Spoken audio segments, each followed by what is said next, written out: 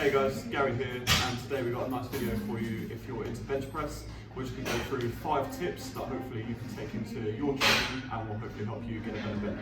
Guys, so before we start bench pressing, we've got to get ourselves set up. To get set up properly, we're going to start with hand position and work our way down. Grip width is dependent on your goal with the bench press. Some people like to go with a closer grip, some people like a medium grip, and some people like to push it right out wide on the bar. As I say, it's totally dependent on your goal, there's no right or wrong. Just find a grip width that's suitable for you, feels comfortable, and get working with that. When you've found a suitable grip width, you want to take a grip on the bar so that your knuckles are facing up towards the ceiling. You don't want a flexed wrist. A flexed wrist is going to give you a much more increased risk of injury, and also it's going to reduce the power output that you're able to put through the bar. When you've taken your grip width on the bar, you're looking for the bar position to be somewhere between your nose and your chin.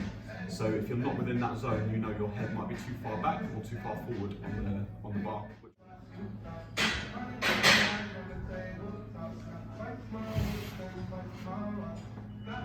So with the hands set, everything's in position. Now we've got to look at your base. Your base starts with your feet. Your feet can go flat, or they can be toes pointed into the ground.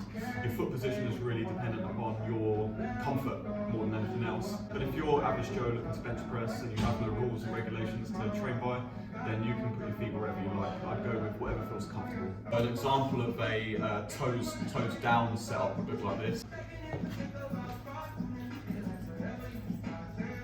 And an example of a flat foot setup would look a little bit more like this. Now we've got to look at how we're going to transfer the weight from your legs into your upper back, because what we don't want is to have all the weight sagging around the glutes and the lower back, creating a flat bench press. We need to be pushing weight into the ground. That enables a nice arch in the lumbar and puts the weight into your upper back. And we're going to do that by pressing down into the ground. What I'm going to do now is just demonstrate a flat bench with no pressure going into the ground. And then I'm going to start applying pressure through my feet to create that arch. And from a side view, you should be able to see the changing angle of my torso.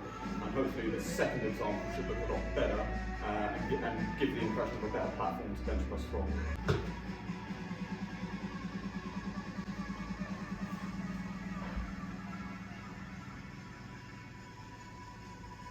The only thing left to do there is to pull the scapula down. So you want to feel like you're trying to take your shoulders away from your ears. You're trying to depress the scapula into the bench. So hopefully with a nice foot position, found your grip width, and with weight going through your feet and creating that arch in the lower back, we're now ready for step number 3. It's now time to unwrap the weight. The best way I say to unwrap the bar is to consider yourself pushing against the bar as if you're pushing your body into the bench, just to make sure that your torso and everything remains stiff and ready to press. So I'm going to show you that in action so you can see how it looks. So what I'm going to do now, guys, is demo and unwrap. I'm going to show you a bad one and then I'm going to show you a good unwrap, just so you can see the difference between the two.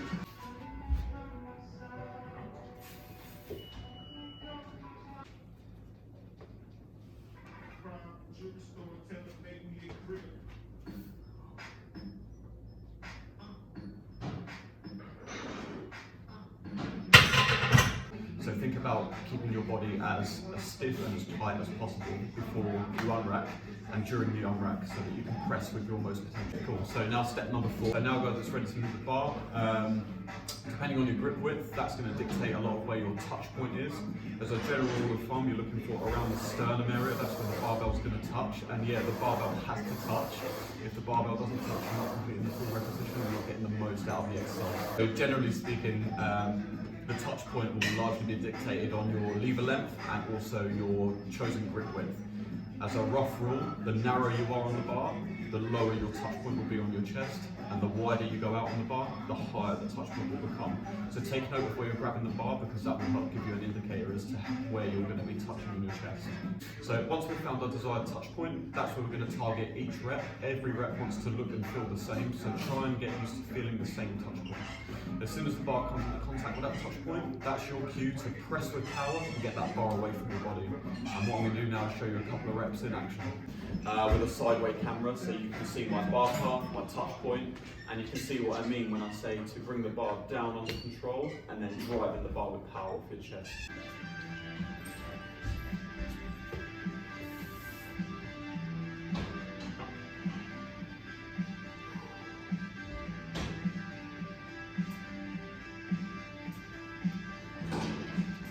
The last tip, number 5, which will help you in all your lifts and especially on the bench, is bracing. The art of bracing, guys, is basically taking a big deep breath. The best way to describe it is like taking a big deep breath before plunging into a swimming pool. So imagine, take that big deep breath, you go underwater and now you're holding your breath.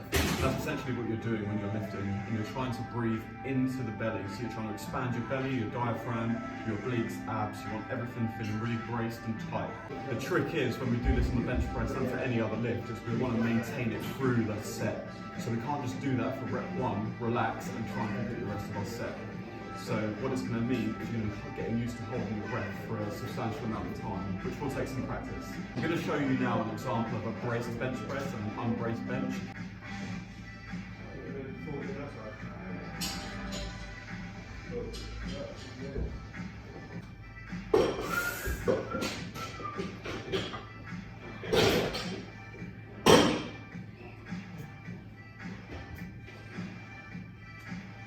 If you go into your bench press unbraced, basically you're going to feel very loose on the bench, the bar's going to feel very heavy, and when you try to demonstrate power, the bar isn't going to move as fast as you're anticipating.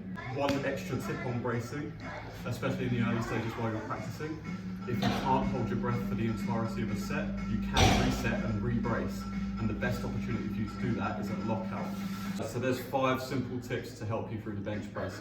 If you take even just one of them and apply it into your training if you're not so already, I'm just saying you're going to find an increase in performance, whether that be through more reps, more weight, more sets. So if you want to expand even further than these 5 basic start points, get in touch with me or one of the team, and we'll happily look at your bench press and help you get better.